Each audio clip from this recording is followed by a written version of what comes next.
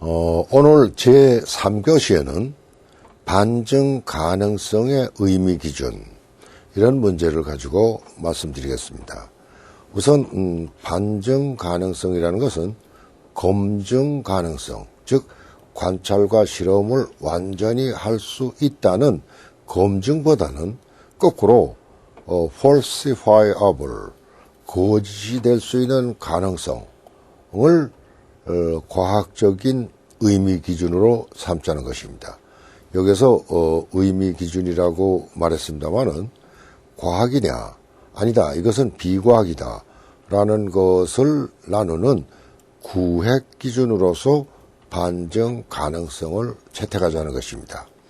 이것은 과거 19세기와 20세기 중반까지 과학에 있어서 이것이 과학이냐 아니냐를 결정할 때 말하자면 검증이 완전히 됐다라고 하는 실증주의적인 검증 가능성의 기준이 절대적이었습니다. 그런데 20세기 후반에 와서 이 콘이라든가 또는 포퍼라든 과학 철학자에 의해서 과학은 반증 가능성의 기준을 삼아야 한다. 즉 반증이니까 영어로 falsifiable, 거짓이 될 수 있는 가능성이 있는 것이라야 과학이 될 수가 있다. 듣기가 참 처음 듣는 얘기 같습니다. 과학이라는 것을 거짓이 아닌 것이 과학인데, 거짓이 될 수 있는 가능성은 있는데 그것이 아직은 거짓이 되지 않았다. 그럴 때 이것을 과학으로 인정하라는 것입니다. 그러면은 지난 시기에 오랫동안의 과학의 연구 방법은 귀납법을 가지고 연구한다라는 것이 통설이었습니다. 이런 근대 과학은 19세기 말까지 또는 20세기 초까지도 귀납주의적 과학관이 지배해왔습니다. 그 당시에는 이런 귀납주의적 과학관은 반증보다는 검증 가능성 쪽이었습니다. 그런데 이런 귀납법의 과학에서는 과학에 대한 말하자면 판별 기준이 검증이라고 해서 검증이 가능하면 과학적으로 의미가 있다라고 의미 기준을 세웠습니다. 물론 이것은 미신이라든가 신화라든가 이런 것이 검증이 불가능한 사건, 검증이 안 되는 현상에 대해서는 이것은 검증이 안 되기 때문에 비과학이다 라고 간단히 처리할 수 있는 판정 기준으로서 좋은 역할을 했습니다.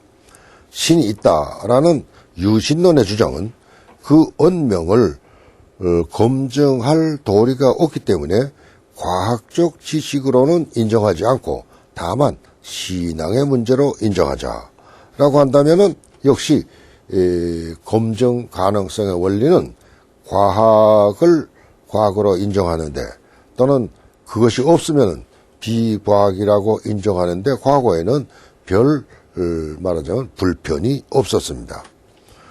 그런데 여기에 문제거리는 우리가 토정 비결이라든가 또는 이런 점을 본다든가 관상을 본다든가 사주를 본다든가 하는 것이 왜 비과학이냐, 그것은 검증이 될 수가 없기 때문에 이것은 그런 예언은 비과학이라고 판정하는 것입니다.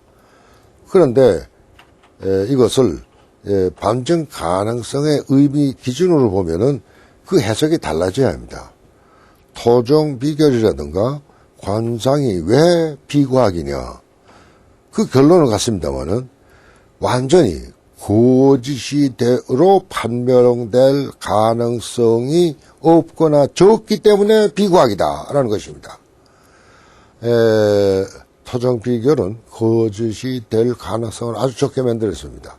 왜냐하면은 얼마큼 그 토종 비결의 내용이나 또는 점술사의 말은 여리저리 해가지고서는 그것을 받아들이는 사실이 이거는 틀리지 않고 맞았다, 연이 맞았다 할 수 있는 길을 많이 열어놓았기 때문에 거짓이 될 수 있는 가능성이 대단히 적습니다. 거짓이 될 수 있는 가능성이 대단히 적은 가설일수록 그것은 우리에게 주는 정보적인 내용은 대단히 적어지는 것입니다. 대개 과학적 지식은 우리가 일반 법칙과 또는 이론 이런 걸 가지고 무엇은 무엇이다 라는 전칙 명제로 한다고 했습니다. 적절한 예 중에 하나로서 모든 철, 쇠는 산소에 접하면 녹슨다. 이것은 어떻게 되느냐 하면은 비납법에 의한다면은 쇠라든가 철, 금속은 이것을 계속해서 그 산소에 접하도록 해가지고 관찰 경험을 해서 우리가 이 명제 모든 쇠는 산소에 접하면 녹슨다라는 법칙적인 문장을 얻어냈다고 생각하기 쉽지만은 칼 포파에 의하면 그렇지 않습니다. 그 모든 경우를 완전 검증할 수 있는 것은 인간에게 불가능합니다. 다만 아직까지 모든 쇠는 산소에 접하면은 녹이 쓸지 않는다는 거짓이 되지 않은, 즉 반증례가 아직은 나타나지 않았다라는 점에 과학적 지식으로서의 자격을 유지한다는 것입니다. 모든 철, 쇠는 산소에 접하면 녹슨다는 언명은 일단 쓸모 있는 법칙으로서 인정되지만은 그것이 완전 검증이 됐기 때문에가 아닙니다. 다만 아직까지는 그것이 거짓이라고 하는 반증례가 나타나지 않은 동안 쓸모 있는 가설로 인정되고 있다라고 말할 수 있을 뿐입니다. 우리는 모든 까마귀는 껌따라는 것은 이 세상의 모든 까마귀를 다 조사해 본 것이 아니고 다만 그 언명에 대해서 그것을 거짓으로 할 수 있는 단 하나의 흰 까마귀가 많이 나타났던가 이런 것이 없다라는 점에서 이것을 전칭적인 일반적인 그 법칙적 언명으로 인정을 해온 것입니다. 말하자면 사람은 죽는다, 언젠가는 죽는다라는 것은 지금까지 이 사람 중 죽지 않고 영원히 산 사람이 전혀 없기 때문에, 즉 이것은 검증에 의해서가 아니라 아직은 반증되지 않았기 때문에 이 언명을 인정하는 것이라고 하는 것입니다. 이런 점에서는 칼 포파는 그의 과학에 대한 태도는 반증주의적 과학 규정이라고 말할 수 있습니다. 반증주의에서는 과학이란 먼저 문제의식을 가지게 되고 거기에 대해서 가설을 내놓고 그 가설에 대해서 그것을 거짓이라는 것으로 그 오류를 찾아내보는 노력을 계속 하다가 아무리 계속해서 아직까지는 거짓으로 하지 못했다. 즉, falsify, 거짓으로 하지 못했다. 그러니 이것은 아직은 과학적 가설이다. 라고 해서 그런 것을 과학적 이론, 법칙으로서 인정한다는 입장입니다. 사실 우리는 학문 연구나 과학 연구에서 완전 검증보다는 오히려 가설 연역법에 의해서 다만 반증만 해보면 된다는 것입니다. 그리고 그 테스트도 역시 테스트하기에 앞서서 자기가 내세운 가설에 대한 반증 사례에 극한해서 그것을 테스트해 보면 되는 것입니다. 시간적으로 공간적으로 이 세상의 모든 검증을 완전히 하는 것은 불가능한 일입니다. 과학 연구도 좀 요령 있게 해와야 하며 요령 있게 해왔다고 말해도 과언이 아닙니다. 그런데 칼 포파의 반증 가능성의 기준이 뛰어난 업적으로서 또 쓸모있는 이런 사상으로서 인정된 것은 비과학 또는 사이비 과학의 판정 기준을 마련해 준 점입니다. 어떤 언명이나 주장이 만일 그 주장이 도저히 거짓으로 반증이 될 수 없도록 표현되어 있다면 그것은 과학이 아니라고 말해도 좋습니다. 즉 거짓이 되지 않도록 된 언명은 비과학입니다. 목사님의 설교는 대단히 설득력이 있지만은 신앙의 영역에서 극한된 것입니다. 이것은 거짓이 거의 될 수 없도록 설교되어 있기 때문에 비과학이다 이렇게 인정할 수밖에 없습니다.